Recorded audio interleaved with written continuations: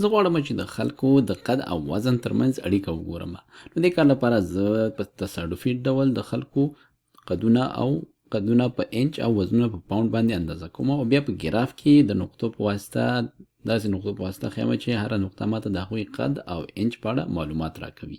د بېلګې په ډول زه د یو کس قد اندازه کوم چې 80 انچه دی، کوم چې 15 فوټه راځي او وزن یې 100 پاونډه دی. نو راځو دلته په 80 او 100 کې یوه نقطه دلته ځای په ځای کوم او دا به شي 80,100 یعنې 80 انچه قد او 100 پاونډه وزن، یعنی د ایکس په محور مونږ قد ښیو، د وای په محور مونږ وزن ښیو.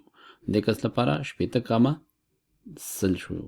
نو مونږ تر اوسه 1 2 3 4 5 6 7 8 9 نقطې اخیستې دي.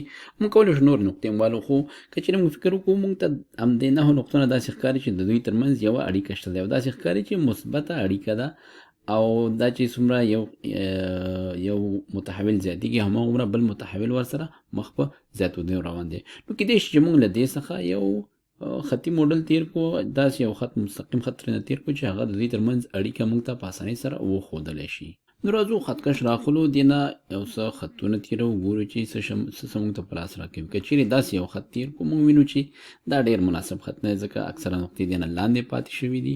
همدارنګه مونږ کولی شو چې داسې یو خط ترېنه تیر کو چې لکه دا. نو دلته هم چندانې ښه خط نه راځي ځکه چې دا زیاتره نقطې ترېنه پورته تیریږي. نو اوس دپاره خو مونږ همداسې په لاس باندې دا خطونه تیرو، خو په راتلونکي کې بیا مونږ د دې علمي طریقې ښیو چې څنګه د دې خط محاسبه مونږ وکړو، دې نه صحیح خط تیر کړو. نو داسې یو خط مونږ کولی شو چې له دې څخه تیر کړو، دا مونږ ته کافي مناسب خط ښکاري او را به شو داسې دا خط له دې نه مونږ تیر کړو. نو دې ته مونږ وایو چې دا زمونږ ریګریشن لاین دی. دا مونږ داسې لیکلی شو چې وای مساوي کېږي mx جمع b. دلته مونږ کولی شو چې m د دې خط میلان او b د دې خط د وای محور سره د تقاطع نقطې مونږ وټاکو. همدارنګه دا مونږ داسې هم ښودلی شو چې که چیرې وای مونږ وزن پکې وښیو، په انګلیسي ولیکو ویټ، دا مساوي کېږي له څه سره m لیکو او د m په ځای او د x په ځای لیکو څه شی قد، یعنی که چیرې په انګلیسي ولیکو دې نه جوړیږي هایټ.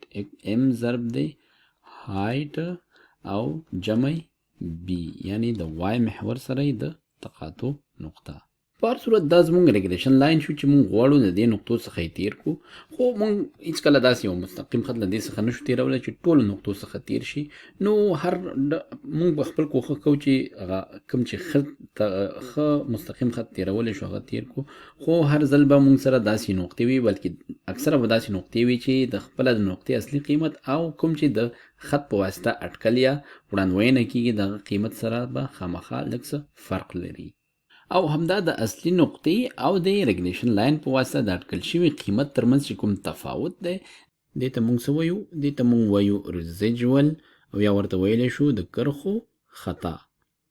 نو دا ریزیجول د هرې نقطې لپاره وي. د بېلګې په ډول که چیرې دې نقطې ته مونږ یو نقطه ووایو، نو که چیرې مونږ د یو نقطې لپاره آر یا ریزیجول لاسته راوړو، نو دا مونږ وایو چې دا مساوي کېږي.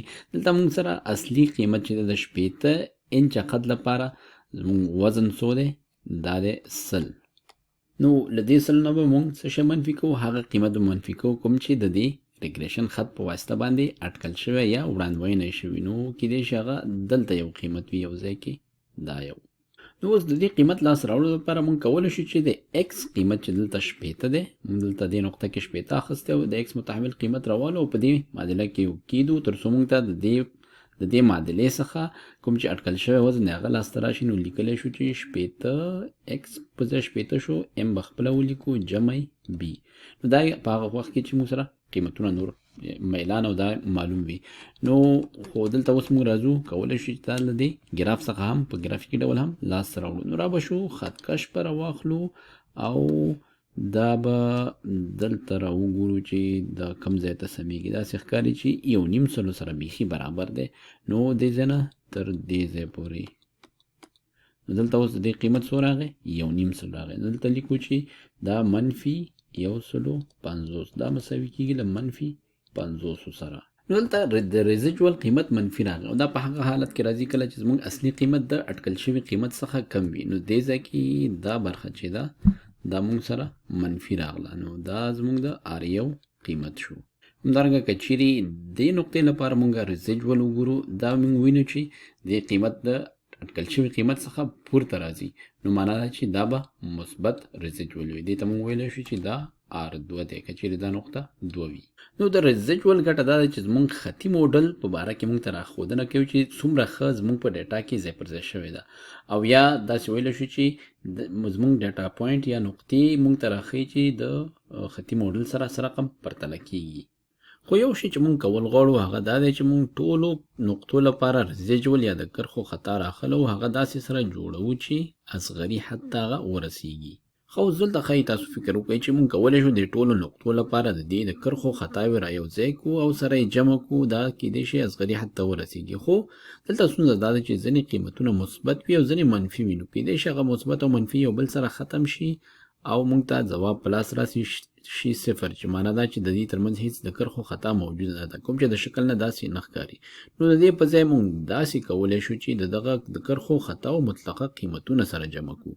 نو مونږ داسې لیکلی شو چې مونږ راځو راخلو څه شی د ټول ریزیجول څه شی مطلق قیمت راخلو او دا جمع کوو، او دې لپاره مونږ بیا راځو ام او بی دغه مستقیم خط دلته ریګریشن خط لپاره داسې ټاکو چې د دې قیمت چې دی هغه ترېنه څنګه شي اصغري لاسته راشي.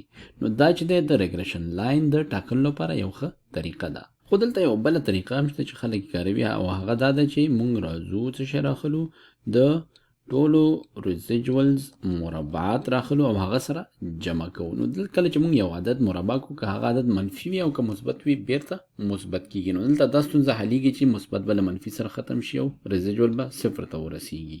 خو د دې ستونزه بیا دا ده کله چې مونږ دا مربع کوو، نو هغه ریزیجول چې قیمت یې لوی وي هغه چې مربع شي نور هم پسې لویږي. مثلا که چیرې 1 2 3 4 عددونه ولرو، دا چې مربع کوو 1 4 9 14، نو ګورو چې مربع کول نه وروسته د عددونه نور هم څنګه کیږي یو بل څخه لرې کیږي. نو کله چې بیا مونږ ریزیجولز دا مربع کوو بیا یې سره جمع حاصل لاسته راوړو، نو د هغه لوی قیمت والا ریزیجول به هغه د مجموعې ډېر لویه برخه مونږ ته راښیي. نو ځکه په راتلونکو ویډیوګانو کې به مونږ یوه طریقه ولرو، هغې باندې به په خبره کوو چې هغې ته مونږ وایو لیست سکویرز ریګریشن، یعنی د لککیو مربعګانو تګلاره، په کوم کې چې مونږ ام او بی داسې ټاکلی شو د یو ډیټا سیټ لپاره چې په هغې کې د ریزیجولز د مربعاتو مجموعه چې ده هغه اصغري حد ته رسیږي، او دا ډیر ارزښت لري او په همدې او ځکه ډیر استعمالیږي چې په دې کې هغه قیمتونه چې آوټلایرز وي، مثلا داسې یو قیمت وي چې هغه لرې پروت وي، د دې قیمتونو چاره هم کیږي، ځکه داسې قیمت چې دی په دې فورمول کې ډیر لوی قیمت راخلي، ډیر لویه برخه د مجموعې ده پکې لاسته راخیستل کیږي. خو په دې طریقه کې د داسې قیمتونو چاره هم پکې کیږي او تاثیر یې د داسې قیمتونو پکې کم راځي.